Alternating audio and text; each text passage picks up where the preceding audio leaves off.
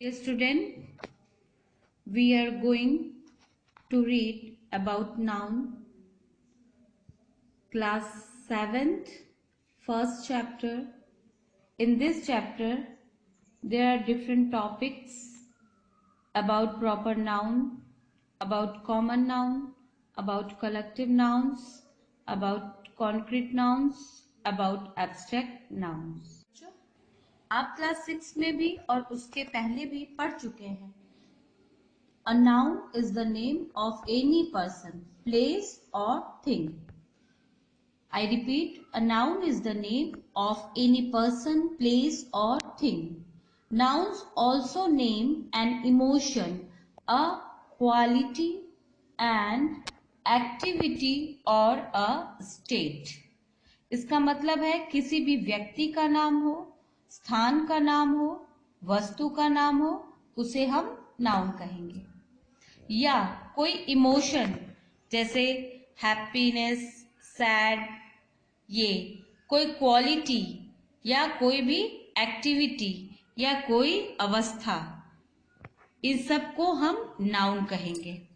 जैसे Kavita went to the market, put the chair in the balcony, his bravery won him an honour. तो इन sentences में सबसे पहले Kavita went to the market, इसमें नाउन पर्सन के तौर पे Kavita. Put the chair in the balcony, इसमें बालकनी प्लेस के स्थान पे यानी प्लेस हुआ बालकनी. लास्ट में थोड़ा ध्यान देना, ये इमोशन से जुड़ा होता है, इसे कहते हैं इमोशन, नेम एंड इमोशन. जैसे his bravery won him an honour, यहाँ पे ब्रेवरी और ऑनर कनेक्टेड हुआ इमोशन से. तो हम कविता को, बालकनी को, ब्रेवरी को, ऑनर को, चेयर को भी, चेयर भी आपके थिंग में आ जाएगा, चेयर, इसे भी हम नाउन कहेंगे. इतने में ही आपको गेसिंग करनी है. मैंने एक वर्ड को नहीं बताया, जो कि इसमें है वो नाउन है. इस तीनों सेंटेंस में एक और वर्ड नाउन है, वो आप गेस कर सकते हो. हाँ, जरूर कर सकते हो. Yes yes, you are right, you are right, you are right, it is market. Very good. तो आप समझिए students, Today we are going to study about common nouns. Common nouns की definition ध्यान से सुनिए.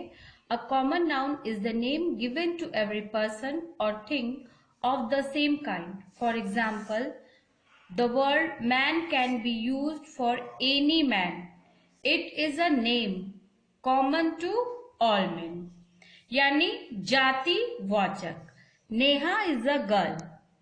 इसमें नेहा प्रॉपर नाउन कहलाएगी, लेकिन girl common noun. Mister Gupta is a painter, painter common noun है और मिस्टर गुप्ता प्रॉपर नाउन में जाएंगे. The books are on the table, books and table ये कॉमन नाउन.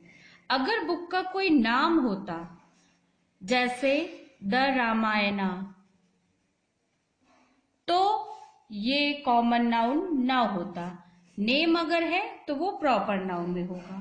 और जैसा कि मैंने आप लोगों को याद दिलाया था कि प्रॉपर नाउन हमेशा कैपिटल लेटर में होना चाहिए, और कॉमन नाउन चूंकि वो जाति का सूचक है, इससे आप स्मॉल लेटर में लिखेंगे, G P T. Is that clear? Now come to collective nouns. To speak of a collection or a number of person or things as a whole or one group, we use a collective noun. For example, a bundle of sticks, a bundle of sticks, a herd of cows. Our team won the match. The crew looks after passenger during the flight.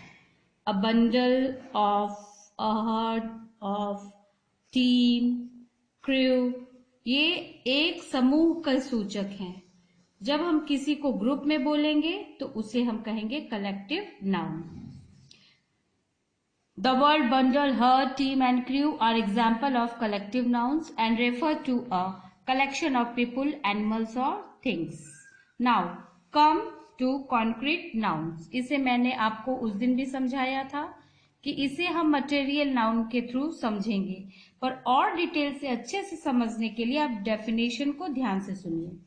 A noun referring to things that can be perceived or experienced through any of 5 senses। हमारे पास 5 sense organs हैं, उनसे हम जिनको perceive करते हैं, जिन्हें experience करते हैं, उन्हें कॉन्क्रीट नाउन या मटेरियल नाउन कहेंगे। Which means that it can be seen, touched, felt, tasted, smelt or heard is called a concrete noun. Raman ate an apple. The dog swam in the water. Put some sugar in the tea. In the sentence above, Raman, apple, dog, water, sugar and tea are all concrete nouns. Thus, concrete nouns can be common, proper और collective. ध्यान दीजिए, ये common भी हो सकते हैं, proper भी हो सकते हैं और कलेक्टिव भी हो सकते हैं। कॉन्क्रीट नाउन को हम 5 सेंसेस से सेंस करते हैं। आप इस कॉन्क्रीट नाउन या मटेरियल नाउन को डिटेल में समझिए, क्योंकि ये कभी कंफ्यूज कर देते हैं। आप इसको एडजेक्टिव से कभी सिमिलर समझने लगते हो, but it is not that. It is a concrete noun, that means material noun. Is that clear? Now come to abstract noun. An abstract noun is usually the name for a state of being, a concept, a quality or an action that has no physical existence. Things named by abstract nouns can be seen, touched, tasted or smelled. Again, in his youth, Simpy played cricket for his college, a state of being. Funny movies are popular because they have a lot of humor, a quality. Mahatma Gandhi praised peace and non-violence concept. Laughter is the best medicine for action. थोड़ा complicated हो जा रहा है, इसे easy समझिए।